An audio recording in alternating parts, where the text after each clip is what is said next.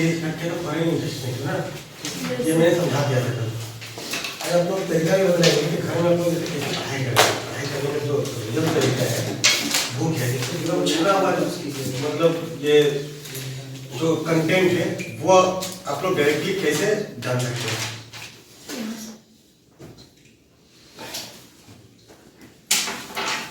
तो सबसे पहले हम लोग इसमें देखते हैं, ये गल लिखा है ना सर मैं क्या बोलूं, जैसे आपने बोला कि जो गवर्नमेंट पब्लिक प्रॉपर्टी है उसको गवर्नमेंट प्रोटेक्ट, तो क्या उसको कम्युनिस्ट पार्टी जो है क्या क्या कैसे जैसे पब्लिक प्रॉपर्टी है ना, तो पब्लिक प्रॉपर्टी को गवर्नमेंट प्रॉपर्टी कहते हैं। हाँ, पब्लिक इक्वल टू गवर्नमेंट। तो क्या जो कम्युनिस्ट पार्टी था, जैसे पोलैंड में और चाइना में लिखा है कि कम्युनिस्ट है, तो क्या उसको पब्लिक ही बता सकते हैं? क्या पब्लिक की बता सकते हैं?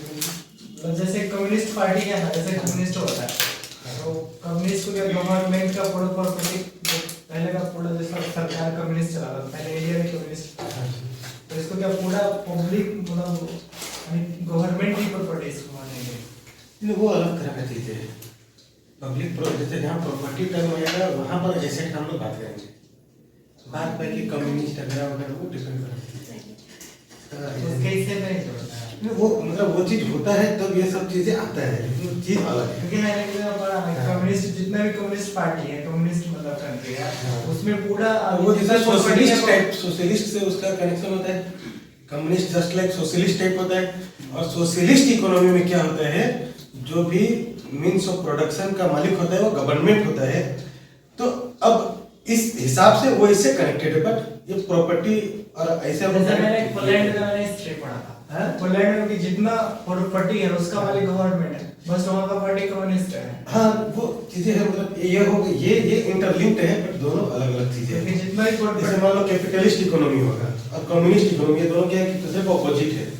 कैपिटलिस्ट में तुम्हारा क्या हो, ये सोशलिस्ट इकोनॉमी, कैपिटलिस्ट इकोनॉमी, दोनों एक दूसरे के ऊपर है। कैपिटलिस्ट इकोनॉमी में क्या है, सारा मीन्स ऑफ प्रोडक्शन का मालिक कौन होगा, गवर्नमेंट होगा। जब 100% कैपिटलिस्ट होगा तो कोई अर्थव्यवस्था, और जब 100% सोशलिस्ट होगा तब सारा मीन्स ऑफ प्रोडक्शन का मालिक कौन होगा, सरकार होगा, गवर्नमेंट होगा। और ये जो कम्युनिस्ट है ये क्या है, सोशलिस्ट का ही एक ज्यादा मतलब क्या है, उसका और ज्यादा मतलब एक्सट्रीम वर्जन है, जब उसी से रिलेटेड चीजें उसी का और एक्सटेंडेड वर्जन है। तो अब उसमें क्या है कि मीन्स ऑफ प्रोडक्शन का मालिक कौन होगा, सरकार होगा, ठीक है। तो अब दैट मींस क्या है, अब जैसे इसमें क्या कहना चाह रहा था तुम, क्योंकि आपने बताया तो ये क्या है कि एक दूसरे से इंटरलिंक्ड हुआ, तो प्रॉपर्टी वो ये सब चीजें सेम नहीं हुआ, एक दूसरे से इंटरलिंक्ड हुआ, इसे हम लोग कह सकते हैं, चीजें एक दूसरे से इंटरलिंक्ड है। कम्युनिस्ट इज जस्ट लाइक मतलब सोशलिस्ट विद सम वेरिएशन, समझ आ रहा है। तो जो सोशलिस्ट में होता है वही कम्युनिस्ट में होगा, कुछ वेरिएशन के साथ। तो सोशलिस्ट में क्या होता है, सारा मीन्स ऑफ प्रोडक्शन का मालिक गवर्नमेंट होता है, तो वही चीज है उसमें भी होगा। तो ये क्या हो गया, एक दूसरे से इंटरकनेक्टेड हो गया। बट इसने देखा कि कम्युनिस्ट में भी है ना, जितना ये सब प्रोडक्शन है उसका मालिक ही गवर्नमेंट, तो गवर्नमेंट सोशलिस्ट टाइप का ही होता है। कम्युनिस्ट कम्युनिस्ट क्या होता है, सोशलिस्ट टाइप का ही होता है। सोशलिस्ट और थोड़ा चरम सीमा पर जाएगा तो वो क्या बन जाएगा, कम्युनिस्ट। तो वही चीज है, उसमें और ज्यादा गवर्नमेंट इंटरफेरेंस होगा, समझ आ रहा है। तो अब देखिए इसमें जैसे फॉरेन इन्वेस्टमेंट, सबसे पहले हम लोग देखते हैं हेडिंग, हम लोग डालते हैं फॉरेन इन्वेस्टमेंट।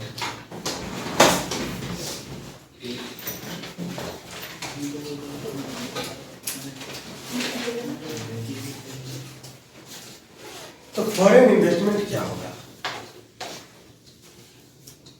फॉरेन इन्वेस्टमेंट ये क्या होगा सब, जो भी फॉरेन में मनी को इन्वेस्ट करना है, फॉरेन कंट्री के लिए कहीं पे व्यापार करना है तो फॉरेन कंट्री में invest So the rest of countries invest in our home country. That is invest in home country.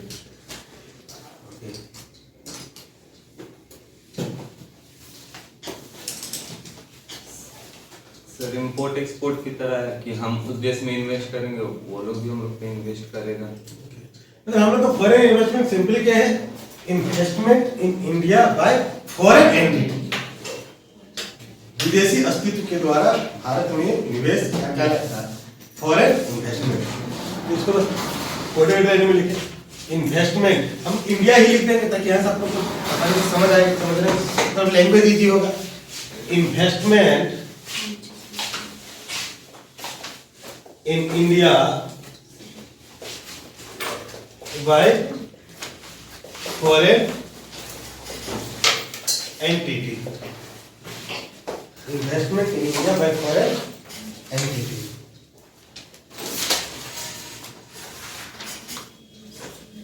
ये टर्म समझ आ गया फॉरेन इन्वेस्टमेंट। कल मैंने इसे समझाया कि ये सब सारे चीज को। तो फॉरेन इन्वेस्टमेंट के अंदर एक टर्म एक क्या आ गया? एफडीआई। एफडीआई तो नेक्स्ट एफडीआई। एफडीआई का फुल फॉर्म क्या है? Foreign direct investment. Foreign direct investment. यहाँ पर लिखो फॉरेन डायरेक्ट इन्वेस्टमेंट। अब यहां टर्म देखिए, यहां टर्म है डायरेक्ट। डायरेक्ट मतलब क्या? बीच में कोई मीडिएटर नहीं।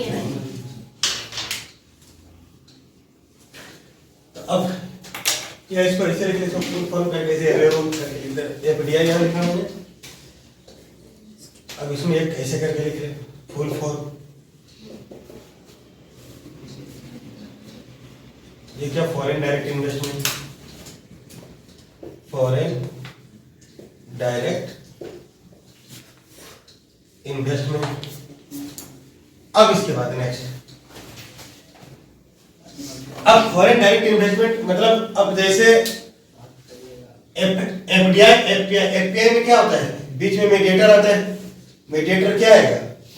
जैसे इसमें एफपीआई में किसमें इन्वेस्ट होता है? इसका फुल फॉर्म क्या होता है एफपीआई का? Foreign portfolio investment.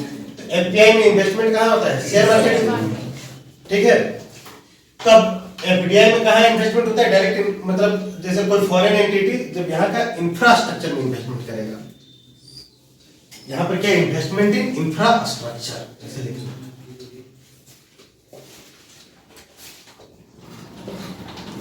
Investment in infrastructure.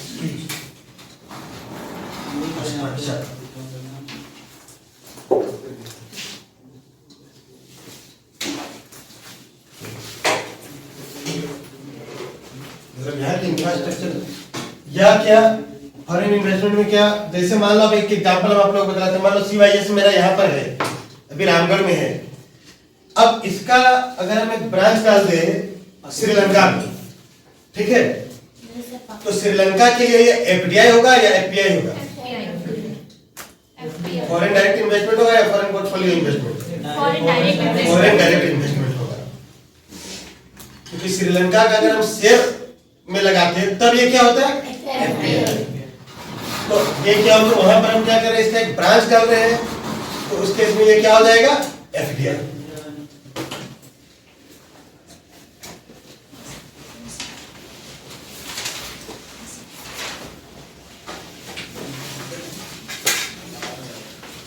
Branch of foreign company in India. Branch of foreign company in India. Branch of foreign company in India. FDI का फुल फॉर्म क्या? Foreign direct investment. ये क्या? Investment in infrastructure. और अब branch of foreign company in India, ये भी तो यहाँ का इंफ्रास्ट्रक्चर पर इन्वेस्टमेंट हुआ। अब ये क्या? रातों रात के इंफ्रास्ट्रक्चर को उठा के लेते जा सकते हैं अपने देश में? नहीं। तो उनका सेटलमेंट करने पर उसको टाइम लगेगा काफी। तो एफडीआई क्या होता है? ये किस तरह के इन्वेस्टमेंट होता है? Stable investment. इसे क्या होता है? किस तरह के इन्वेस्टमेंट होता है? Stable investment.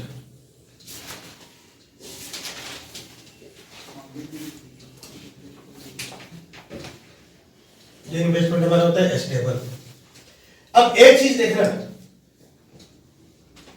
अगर एफपीआई का एक पर्टिकुलर केस है जो एफडीआई कहलाता है, शेयर मार्केट में सारा इन्वेस्टमेंट क्या होता है?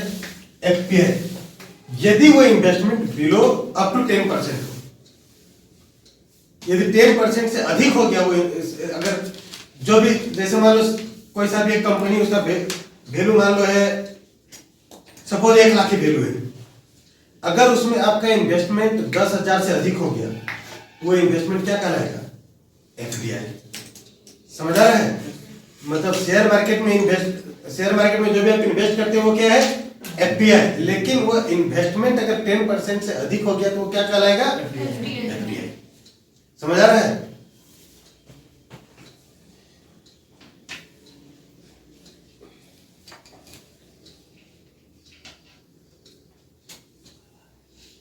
अब यहां पर ये भी लिख ले, more than 10% share in A company, more than 10% share in A company.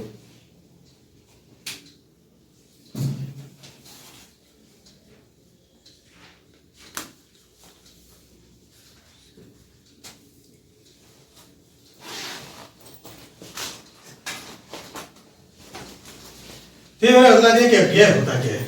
ये समझने में कोई दिक्कत किसी को तो मतलब नहीं ना? तो एफडीआई में इसका मेरिट भी है और डिमेरिट भी है। मेरिट ऑफ एफडीआई नेक्स्ट है,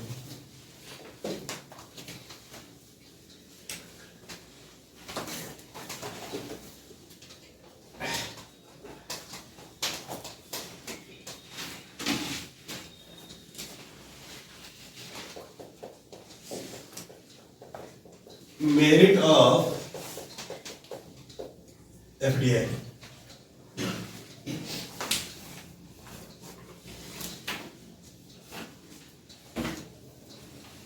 एफडीआई का मेरिट क्या होगा? अदर कंट्री से इन्वेस्ट करेगा तो सर उसका रिलेशनशिप अच्छा होगा, दूसरे कंट्री के साथ रिलेशनशिप अच्छा होगा। ओके, और सर उसका मनी भी क्या होगा, उस देश के मनी का करेंसी का भी मनी का करेंसी, मतलब मनी उस देश का मनी पॉकेट मनी बढ़ेगा, करेंसी यहाँ पर आएगा। करेंसी आएगा। सर रोजगार हाँ? रोजगार बढ़ेगा।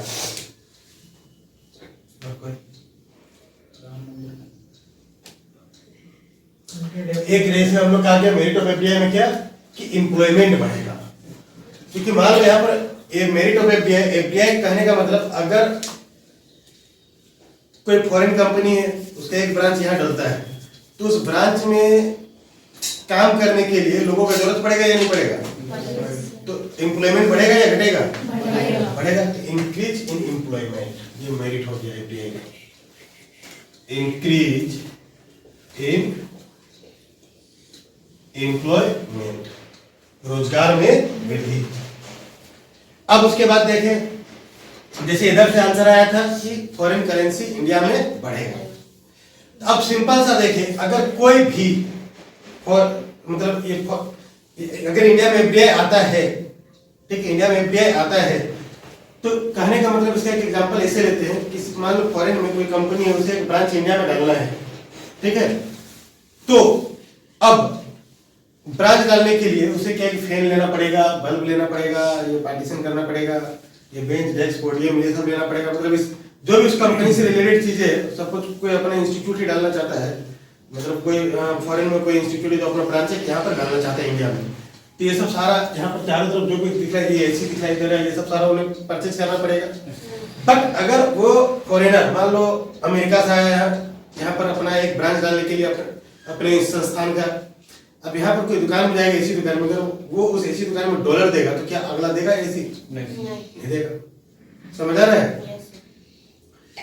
तो अच्छा चलो ये एक अलग तरह की चीज होगी, बट वो क्या सिंपल सा वो क्या रुपी दे सकता है? मतलब उसके पास क्या रुपी है यहाँ पर लगाने के लिए इंडिया में? नहीं है, उसके पास डॉलर ही है, तो डॉलर ही वो किसी न किसी माध्यम से यहाँ पर पे करेगा, चाहे एक्सचेंज करके या कुछ करके। तो इससे क्या है, ये सारा इंफ्रास्ट्रक्चर के लिए जब वो डॉलर यहाँ पर लगाएगा तो इंडिया में डॉलर का स्टॉक बढ़ेगा या घटेगा? बढ़ेगा। दैट मींस इंडिया में फॉरेन करेंसी क्या होगा? इंक्रीज होगा। जब भी एफडीआई आएगा इंडिया में फॉरेन करेंसी इंक्रीज होगा। अब इंडिया में यदि फॉरेन करेंसी इंक्रीज होता है तो ये इंडिया के लिए अच्छा है या खराब है? अच्छा। कैसे अच्छा है ये पहले बताइए, ये जानना ज्यादा जरूरी है। क्योंकि अगर मान लो अमेरिका का डॉलर इंडिया में आ गया, ढेर सारा डॉलर अमेरिका के इंडिया में आ गया, तो ये इंडिया के लिए अच्छा कैसे है? नहीं सर हम लोग अमेरिका से व्यापार कर सकते हैं, सामान खरीदना तो डॉलर दे करके फिर तो क्या सामान मैंने कल बतलाया था कि आप